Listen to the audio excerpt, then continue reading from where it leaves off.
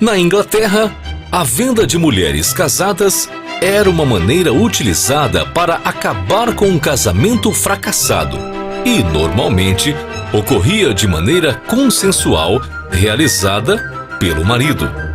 Esse costume começou a se popularizar no final do século XVII, época em que o divórcio era praticamente impossível para todos, exceto para os mais ricos. Para o casal que desejava se separar de maneira moralmente aceitável, o processo era humilhante, mas permitia tornar a separação legítima e socialmente satisfatória. A origem da venda de esposas.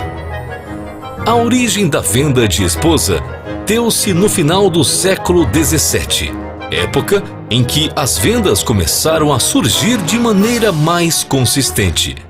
Entre os anos de 1690 e 1750, dezenas de casos foram documentados. Um caso ocorrido em 1696 mostra como esse método de compra e venda pode não dar certo.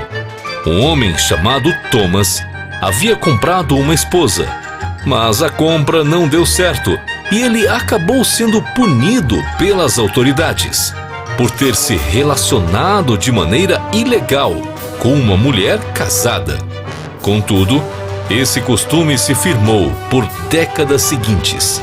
Apesar disso, essa não era uma prática consolidada, embora estivesse difundida por toda a Europa. Motivos que levavam à venda de mulheres. De acordo com relatos, os motivos para a venda das esposas eram variados. Embora os maridos fossem acusados de serem ignorantes e degenerados, levando a mulher a uma vida de penúria, também existiam outros motivos para a venda. Documentos paroquiais revelam várias situações de incompatibilidade entre os casais. Havia muitos casamentos infelizes e a venda das esposas acabava sendo uma solução adotada pelos casais que não desejavam permanecer mais juntos.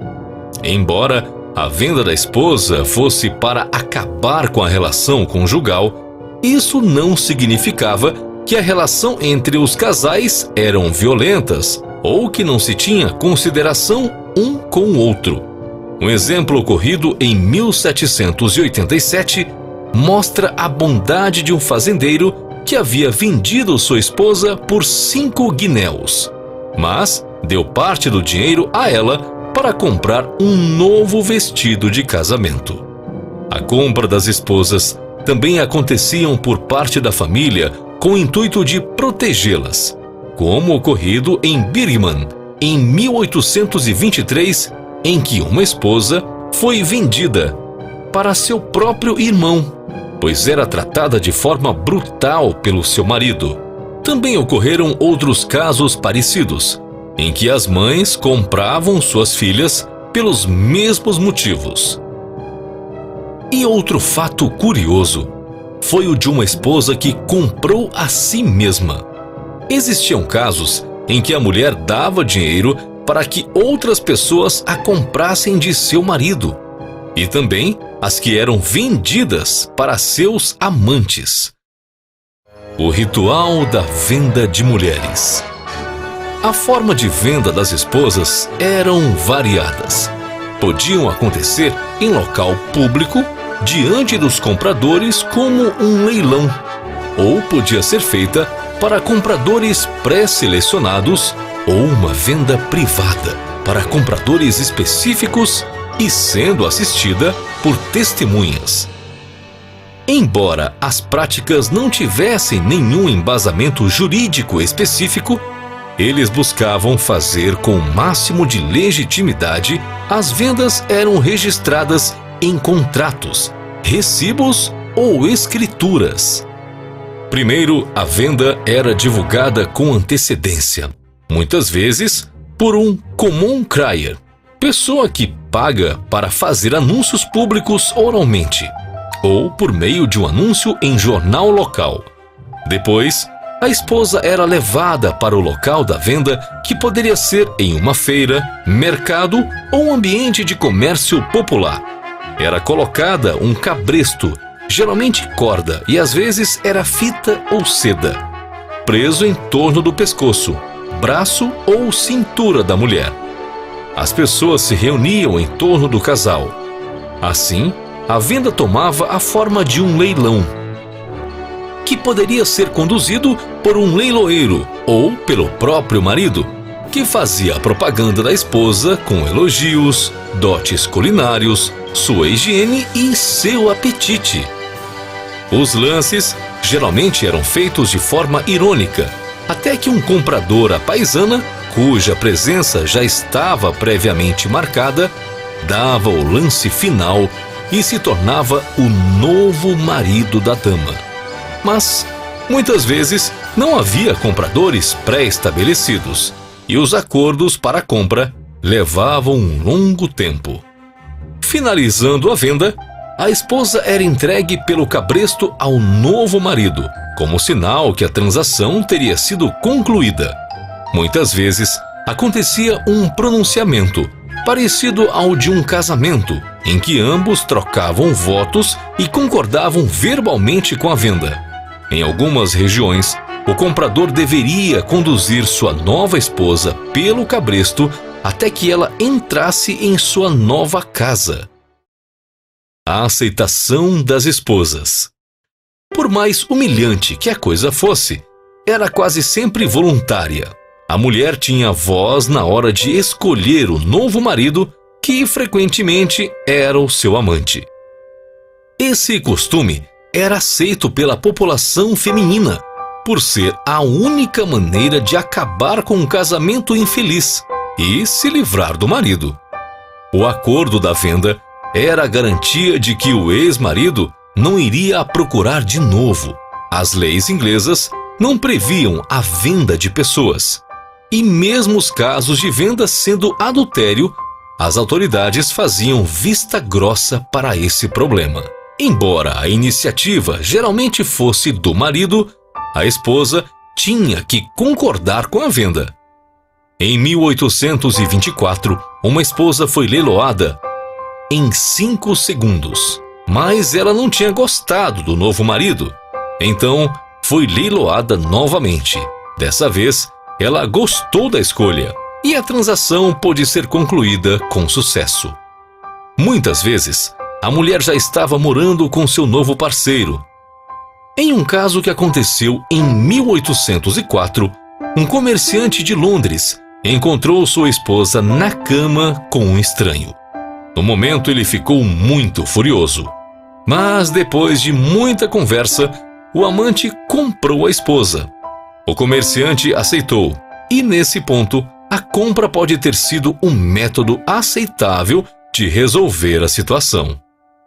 No entanto, a compra às vezes acabava sendo por vontade do marido e a mulher era vendida como um objeto para qualquer estranho, mas desde que ela aceitasse. Em março de 1766, um carpinteiro estava bebendo em uma taberna e, após uma briga entre o casal, vendeu a esposa para um estranho. No dia seguinte, quando ele estava sóbrio, pediu à esposa que voltasse, mas ela não aceitou. E ele, muito arrependido, se enforcou. Preço das esposas. O preço acertado nas vendas das esposas variava muito. Às vezes, era muito alto e outras vezes muito baixo. E o pagamento podia ser feito com bens ou dinheiro. O valor máximo pela venda de uma esposa foi a quantia de 100 libras e mais 25 libras por cada um dos 2 filhos negociados, junto com a mãe.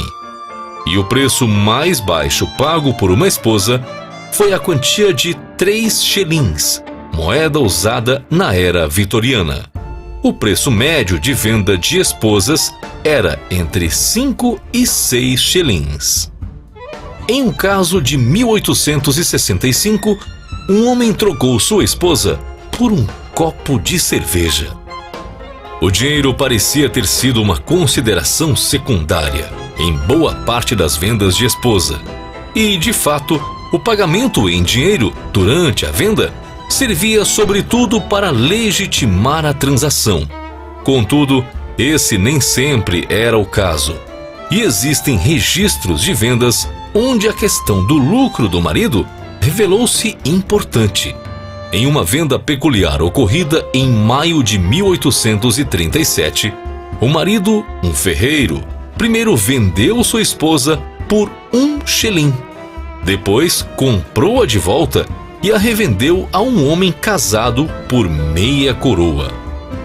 Bens e objetos variados eram adicionados aos preços combinados, incluindo relógios, tabaco e roupas, mas os relatos mais frequentes a respeito da inclusão de bens como forma de pagamento tratam de bebidas alcoólicas e animais. Mas o divórcio legalizado não era para todos da época, pois a dissolução do casamento ainda era restrita aos ingleses, que podiam bancar um complexo processo de anulação ou pagar uma multa de 3.000 libras, o equivalente a 111 mil reais nos dias de hoje. Quem não tinha esse cacife recorria a outros meios para conseguir o divórcio. Segundo o historiador Samuel Menefee, em seu livro Why for Sale, entre 1837 e 1901 foram registrados 387 vendas de esposas, só na Inglaterra. Contudo, é possível que inicialmente a venda de esposas tenha sido inspirada na venda de produtos alimentícios como a manteiga ou o queijo, pois em vendas mais antigas, os preços das esposas eram calculados a partir dos seus pesos corporais. A situação começou a mudar em 1856, ano em que a Lei Matrimonial Cusies Act foi aprovada pelo Parlamento Britânico. Depois disso, os processos de divórcio eram julgados por tribunais civis, o que tornou a separação mais acessível à população. Porém, a venda de esposas continuou por mais algum tempo. E o último registro desse tipo de caso ocorreu em 1913, na cidade de Leeds, Inglaterra. O costume da venda de esposas logo nos mostra não só mais um episódio infame da história das mulheres e sua opressão social, mas também as formas de como elas tinham que se adequar para resistir usando as ferramentas que estavam disponíveis a elas naquela época. E aí, gostou do vídeo de hoje? Se você gostou, então não saia desse vídeo sem deixar o seu like e de compartilhar com seus amigos. Até o próximo vídeo!